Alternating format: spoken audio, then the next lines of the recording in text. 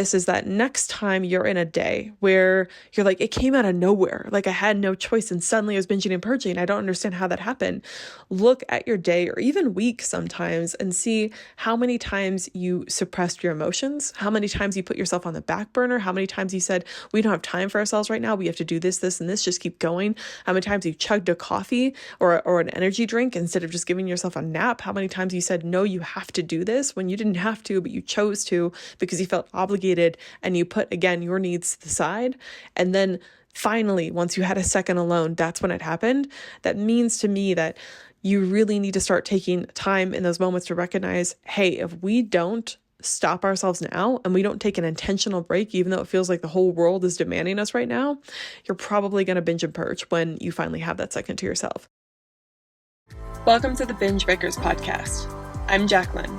I am here to teach you how I overcame bulimia and my binge eating disorder, and how you can too. Through simple steps of mind management, repairing your relationship with yourself, understanding your habits, and intuitive eating.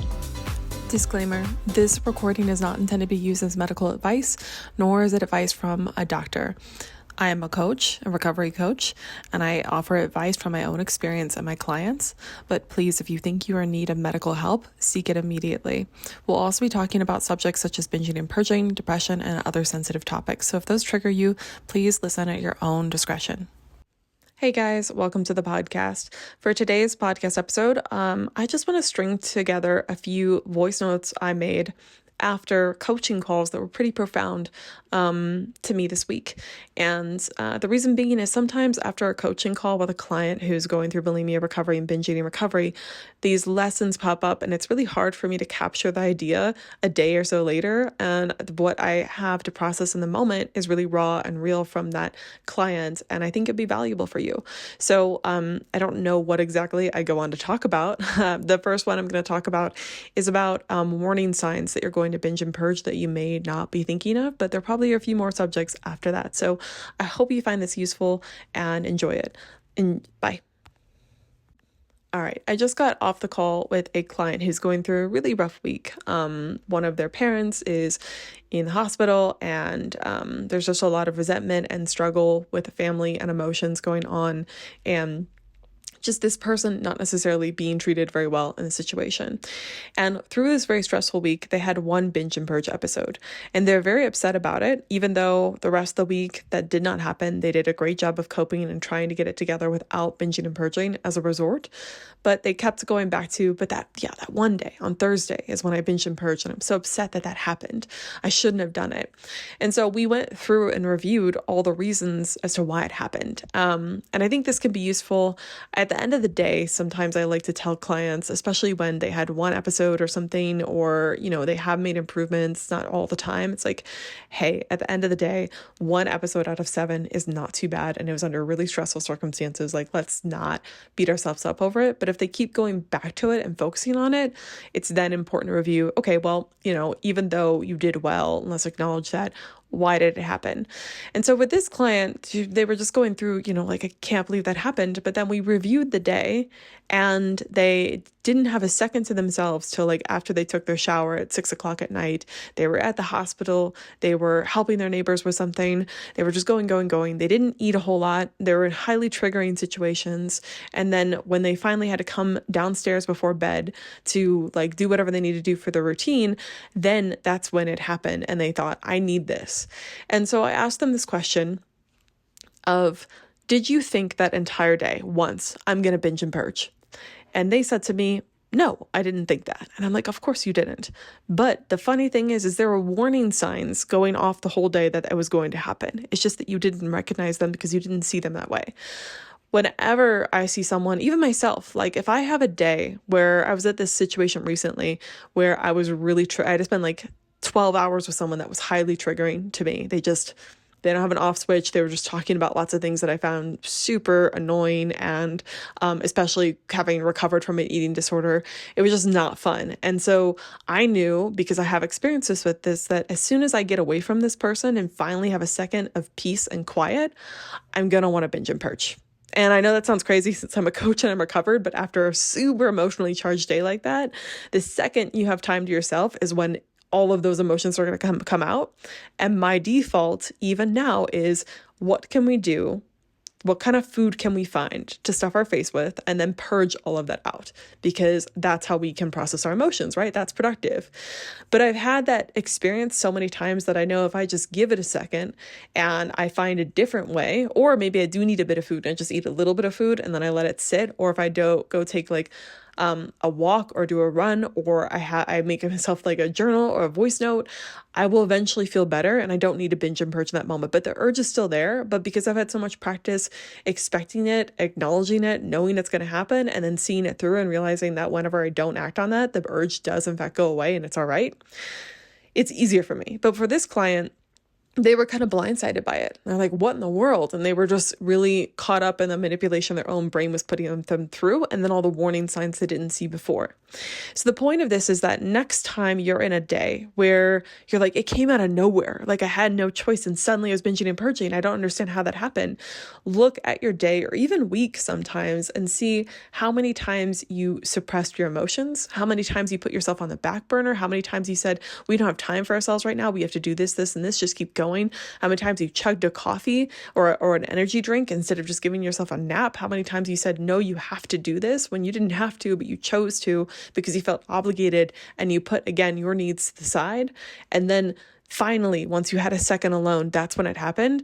That means to me that you really need to start taking time in those moments to recognize, hey, if we don't stop ourselves now and we don't take an intentional break, even though it feels like the whole world is demanding us right now, you're probably going to binge and purge when you finally have that second to yourself. And maybe if, I do believe everyone probably can take more breaks and they just don't want to or don't understand how they can. But let's say you really had a day where you absolutely couldn't take a break. It was like make or break it. Someone's going to die if you didn't keep on going. And then you finally have a second to yourself.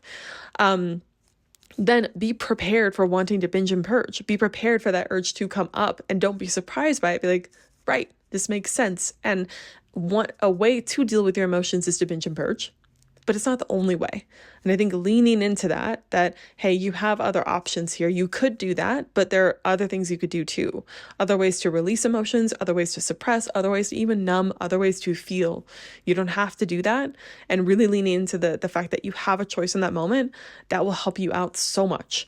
So hopefully that makes sense. And those are my raw thoughts on that. Hopefully I have another idea later on in the week. The second and final thing I wanted to talk about today was about how your eating disorder lies to you and how you don't necessarily remember your eating disorder correctly or get the facts straight. I was talking to two clients yesterday, they're both in very different situations, but one had this thought in our session of, because they've made a lot of progress and they're pushing through and they're not restricting as much and they're eating more food and they're through the guidance of a dietitian too. So it's been a long journey for them. But they said, I miss when I was bulimic, I could just go out and eat whatever meal I wanted.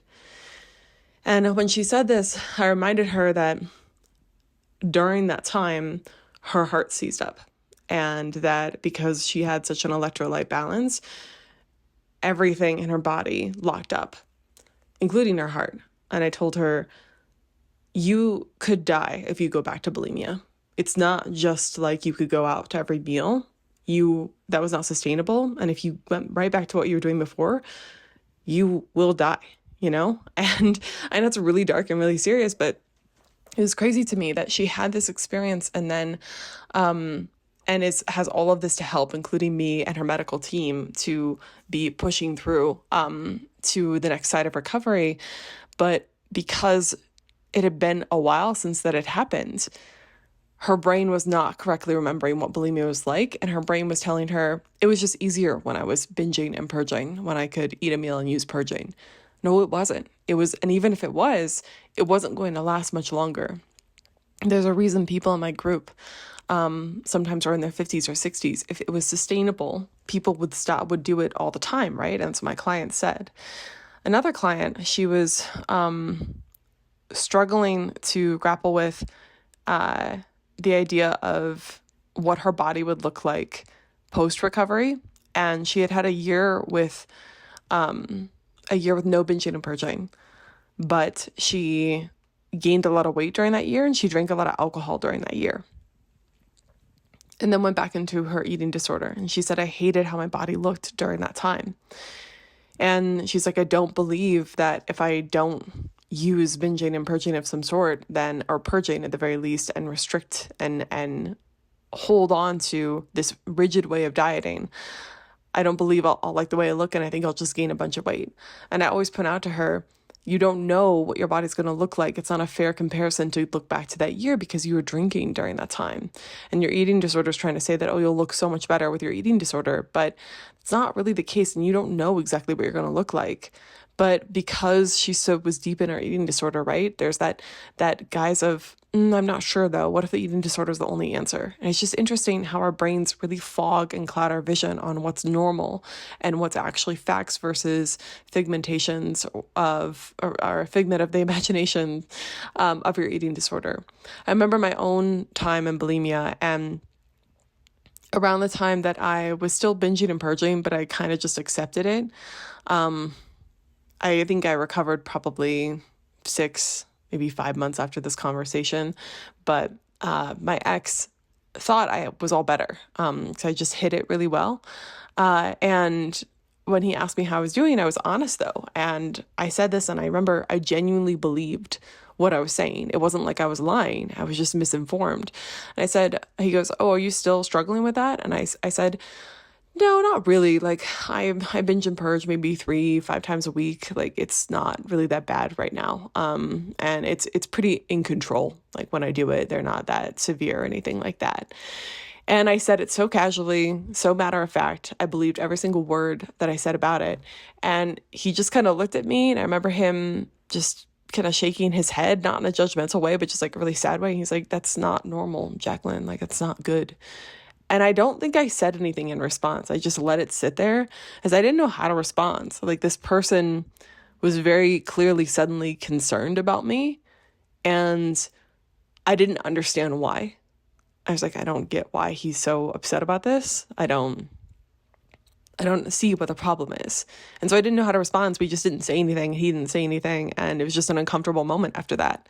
But the reason is that obviously when someone tells me that now, I know that is definitely something is going wrong. And I really should have known that in the moment too. But I was so deep in my eating disorder and so deep in the belief that I can't control this, that there's no way out, that there's no possible way I can recover. And the comparison is that, at least my binges aren't completely ruining my days now. So therefore it's got to be normal. It's got to be okay. This is the best it's going to get. And that's what my eating disorder told me. And it was never true. I go back to what one of my group members said on a podcast.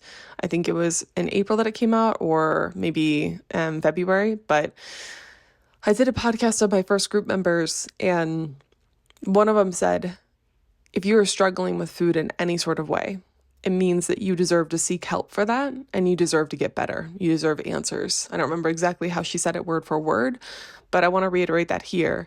And I also want to reiterate that if you think in any way your eating disorder is better, or it's just easier with your eating disorder, or any sort of rose-colored glasses thoughts you have about your eating disorder, I want to tell you that you're not remembering things correctly, and you're probably not seeing things correctly. Maybe it's because you don't have anything to compare it to. Maybe it's because you've never experienced something better. But I do want to offer you that you are probably misinformed, and it's not your fault. It's just that you're going through a hard time, and you only know a certain way of doing things. And I want to invite you that even if you don't know what that is, there is a better way. And your eating disorder is never the answer. It's not the thing you have to rely upon. And you deserve a better life, and you deserve to get better, and you deserve to get out of your eating disorder, and to not use that in the way that you might be using it now, and to not think that it's the best life is going to get, because you are wrong. And I'm saying that more to your eating disorder than I am saying it to you. So hopefully that resonates, and it doesn't just sound condescending and mean. It's meant to bring up a really serious issue. I hope that you liked this podcast episode. Our next group program, I run a small 8-week group coaching program where I go over all the basics of how to recover, and every single week week. We meet 2 times, Tuesdays and Fridays, and it's a small group, really intimate. We talk to each other on Zoom like real people. It's not just a webinar, it's a personal Zoom call. There's check-ins every Thursday, and people make a lot of progress in these programs. And what I like about these programs is that there's a diversity of people in there, especially with ages in particular, people from all over the world. And then in our current group, we have someone who's 25 and another person who's in her 60s, and they're conversing together, and they see what the other one is going through and their similarities they can draw, and everyone learns from each other. And we also go over a lot of amazing principles of recovery, like how to stop binging and purging, obviously, how to deal with urges, how to feel your feelings, how to accept your body, how to feel better in your own skin, how to handle hunger and intuitive signals. All of those things that will help you obviously stop binging and purging and get on with your life. So if you'd like to join that, you can go to my website and click the group coaching button wherever it is, and you'll be able to enroll. Again, spaces are limited and it starts June 4th. So let me know. Otherwise, I'll let you guys go. Thank you so much for listening.